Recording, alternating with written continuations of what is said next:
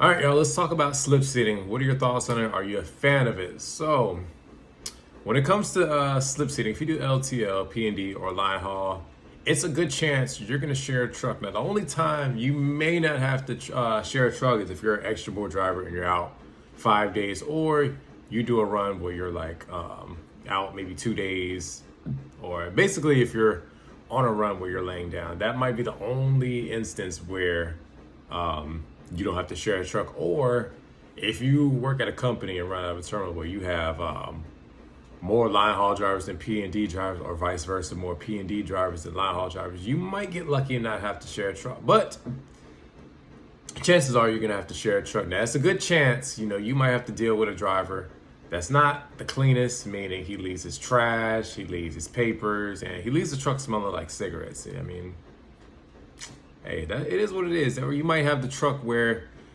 the whole floorboard is full of sunflower seeds. Good times, good times. But I don't have to deal with that because I run out of a terminal where there's more city drivers than line haul drivers. So essentially, it's a lot of trucks that don't get used at night. So if I wanted to swap a truck for whatever reason, I could do so. Now, we have a good number of line haul drivers, and we all have, the same trucks that we use. Now, occasionally, we will have to swap trucks, meaning, for instance, we might need a twin screw for that night because our pups might be heavier, or we might be pulling a 53 that's heavy, or our meat guy could be bringing us a heavy 53 as well. So that might be an instance where we might have to take a twin screw, or you could be in my situation where your truck is in the shop for various problems. So I've been having to slip seat, but most of our line haul guys, we use the same tractor every night. Now, me personally, I try to be considerate,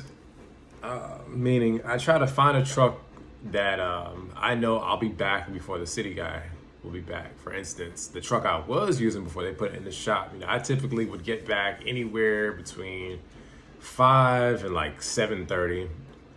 And the city guy who I share the truck with, he doesn't come in till like 8:30, 9 o'clock. So that worked out perfectly. And he's typically back before it's time for me to do my run.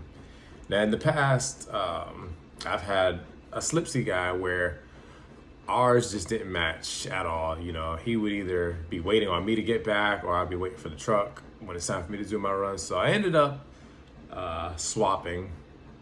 So I swapped to another truck. This guy, he wasn't the cleanest. He would always, mess with my stuff. Like, I have a mount that I keep on the dash. He would always mess with it for whatever reason. He was always leaving his trash. I would leave little notes like, hey, clean up after yourself. And another thing he would always do, he would always park the truck in the back row, meaning I would have to move the truck that's parked in front of me just to get to mine. And he knew that I used it every night, but for whatever reason, he just felt the need to park it in the back row. So when I got to truck number 3, the third truck, it worked out perfectly. The only reason that I'm not in that truck now is because it's having emissions problems. It started derating, so there's no telling when I'll get that truck back. So I decided to use another truck now.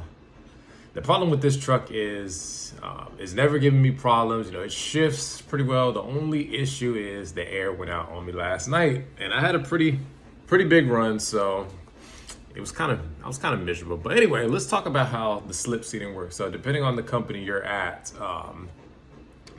they might do it to where they use the same truck for that run. So let's just say your run is from Atlanta to Nashville. So let's just say the truck for that route is truck number 11111. So regardless of the driver, truck 111 will always be on the Atlanta to Nashville. Some companies, they might do it to where the P&D guy is back before the line haul guy, and vice versa. So they'll do it to where you're not having to wait on the truck, basically. And then some companies, they just do it randomly. They might let you, pick out a truck, that nobody else uses. So it just depends on the company, So you might, like I said, luck out and have to share a truck with somebody, and you might have to. Now, as I tell other people, just make sure you're considerate. Leave the truck if you come in a truck and it's clean, when you're done with it, leave it how you found it. Be considerate, fill the truck up, don't leave your trash. you know. Believe it or not, y'all, you can get, infestation. I've had trucks in the past, not at the company I'm at, but the last local company I was at, I had a particular truck where the guy that had it before me, he wasn't the cleanest. He left his trash. So essentially, it got infested with roaches. Now, I don't care for roaches, so needless to say, I quickly, made it clear that I'm not doing my run until y'all take care of this problem. So they end up fixing that. Now, I know some of you guys don't like slip seating because, COVID and germs. I mean, it's not really a big deal. Like me, any truck I get into, I sanitize it every single night. I'll Lysol it down.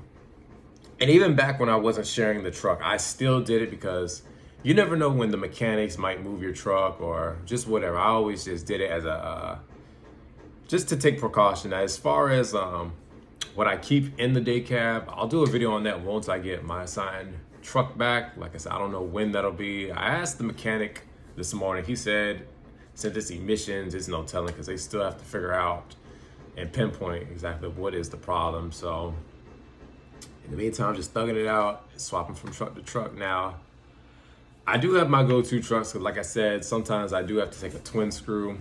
I have two particular twin screws that I use. One's an automatic, one's a manual. If the guy is back, I'll take that manual. If he's not back, I'll take that automatic. And as far as singles, because I mainly drive single axles, I have my go-tos, but my two go-tos are in the shop. So I'm just trying to find the perfect one in the meantime. So y'all let me know, what are y'all thoughts on slip seating? Do you slip seat? And what is that company's policy on slip seating?